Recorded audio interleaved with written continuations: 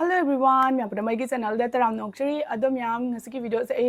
masam ga se tumdok tre bako adu su dum labni bako me am de ngasi di aina pujare pa video se khatang kana bo oi gadra na khali nupi oi bisingi oi doine bako adom yam ahan badaina request macham tang tawjage agi video siga kari gumba nupa na yengbi batara gadi sigi video simtang di yengbi gano matung tawa video di yengbiyo aina haijarak tuba ai samok su ikai ba fauni bako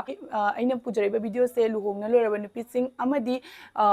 ingang leraba nupi singi oidoine bako aina puchare video se myam ki kitang kana ba phangadra haidana aina video se puraga lakchabani myam ado wa yam ngang da video se horage topic siga karigumba lanba yauraga su comment adum takpiramo bako ahan bada ko myam luhongaba matung ingang leraba matung amadi nupi gi punsi habase awabada adum matek myam awaba lae asigumba awaba mayam sigi marakta mingonda share tawraga su tawsi kadai tawrosi kadai khogi nungi oiba wasidi myam da lithu uraga amkamu aigi mamang da lerba misina aigi maramda kari khanki gadage haibagi chingnaba amasu thamoida adum leibane isamakta su adugi wakhando lejabani na nupi punamakta su leramgani haina aina thajai ai isamak haibadi aigi ichas aigi mama papa aigi chiche aigi friends sing amadi aigi partner aigi husband aduga fawbada aigi manungi eba wase haraga mana kai khankini yamna ikaiba wada oraga diko dumaina khalle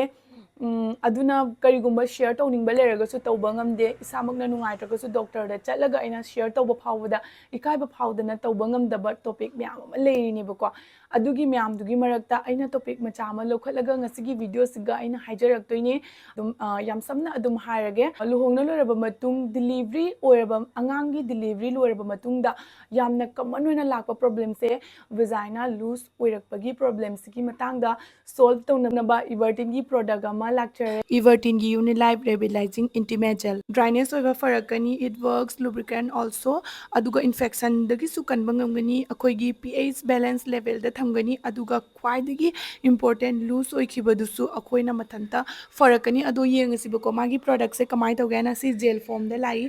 ado magi bottle se smaina si makangni duga akoina sizina doi se nongmada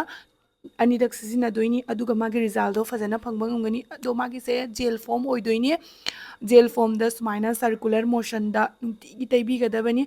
aduga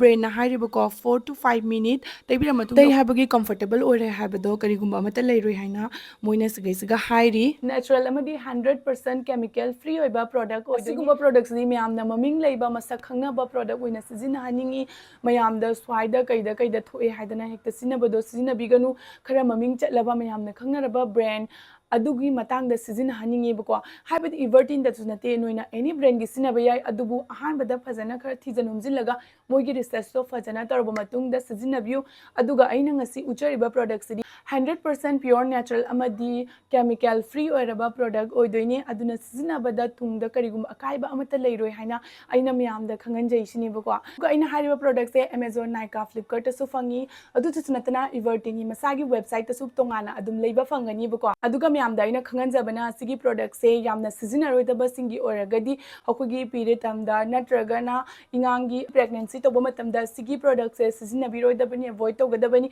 sita sunatana any product asigumba timing sigadi sizina biroidabani bu sizina raga after 45 days ki matungda sigi results adum khangba ngamakani bu ko adugi mamang kitang sizina raga kanadre haidana adum thadokpa tawbiganu magi results e adum khara budi khara matam changi at least 45 days mak ngai biraba matungda sigi products gi kana bado somda dum khangba ngamakani aduna aina haijariba products e noina pamiba taragadi ai description da link hapcharamage